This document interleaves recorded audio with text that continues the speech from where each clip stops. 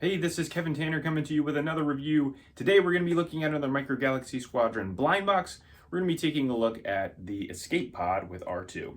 So before we dive into the review, if you could please like and subscribe to the page. Also, if you take a look at the description, there is a link to a Facebook page that I've run with some other friends from all over the world. Great community of other collectors that really love Micro Galaxy Squadron, Action Fleet, Micro Machines, and Micro Collection. So let's go ahead and dive into the review. So we're going to go ahead here and take a look at the packaging. We'll take a look at the vehicle. We'll take a look at the figure itself. We'll do some measurements, and then we'll do a comparison. So starting out with the packaging, I really like the display that these all come in for the Scout class. You can see here on the front, it's got all of the different options that are the standard versions. And then there is some artwork that does come on the side of the box, which is nice. And then it just says Star Wars Micro Galaxy Squadron on the back. So in the individual box that you get, it does have, again, the artwork on the front. And on the side, it has all of the different options that you get. So in Series 2, these are all of the standard Scout class, as well as you get your chase vehicle and the two rares. So we're going to be taking a look at the R2 and escape pod.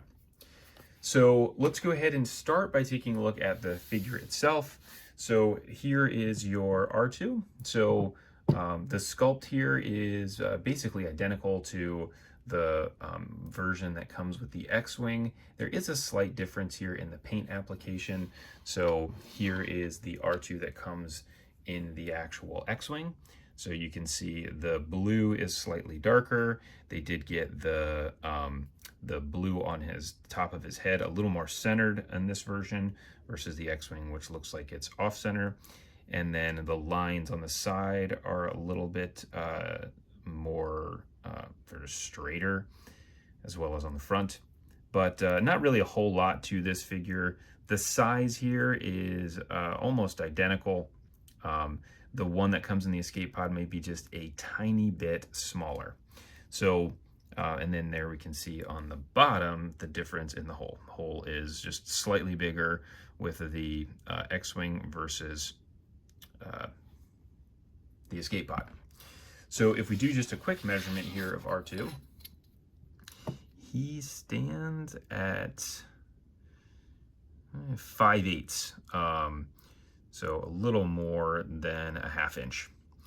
And then from a width perspective, he is 3/8. Now, if we do that compared to the X-Wing version of him, same height, and the width is the exact same. So very similar, or actually almost the exact same in terms of measurements on those guys. So we'll come back and do the comparison of R2 relative to his older version in the Action Fleet here in a minute. So let's take a look at the escape pod itself. So here is what it looks like on the outside. So we get a little yellow right there. The top of this is actually a clear plastic right there. And then we've got the little engines here on the bottom. And I would say the sculpt on this is really nice. There's tons of detail in this. As you can see, there is a very heavy wash on it. So that just is what it is. And then on the back here, you can see there is your little hinge. And then on the front here, or I don't even know if you'd call it a front, but on this side, you've got your little ridges here to be able to open this up. So when we do open it, we can see the details on the inside. Again, really nice details on the inside. It is cool, again, that we do get this little clear thing here on the top. So if they were flying out, you'd be able to see back to see the blockade runner and all of the damage it has. And then there's also this little post in here, so we can take the figure and pop him on there. The great thing about this too is that there is enough room in here that if, which we should be getting a C-3PO here in Wave 4, we could pop him in here as well, and then they could both fly through space with the planned Death Star plans in R2's memory. So now if we go ahead and do a comparison of this relative to a couple different, well, actually, before we do that, let's do measurements. So this guy measures at 2 inches tall from the bottom all the way up to the top, and it's about 1 inch wide.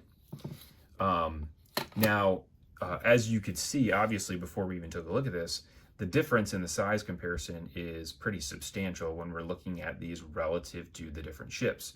So, or the different versions. So we got first, the one that's probably the closest, which is just the Micro Machines version. So this one, you can see it's got the little hole there, and the size is very similar. So obviously the Micro Galaxy one is a little bit bigger. And then if you look at this compared to the Action Fleet version, I mean, it's completely different. So the Action Fleet version is significantly bigger, as well as it has the little portal here where you can see C-3PO inside, as well as the the thing there on the top, and the front opens on this as well to show a lot more of stuff going on in the interior. Now, obviously, two completely separate ships, so it is what it is. Now, going back to R2, so here is the comparison of him relative to his Action Fleet counterpart. So the Action Fleet is just a little bit smaller. Paint application's a little bit sloppy on the Action Fleet one because it's painted by hand versus this one, which is machine painted. So, I mean, I would say this is awesome to be able to have as a blind box item. It's really cool to see it in this size. Who knows, maybe sometime in the future we get a blockade runner that actually could fit a escape pod in it. I don't know that that's happening, but I would think that would be really cool if they did ended up doing something like that. So anyways, if you did like the review here of the escape pod, please go ahead and like and subscribe to the page. I hope you enjoyed the video, and feel free to comment below.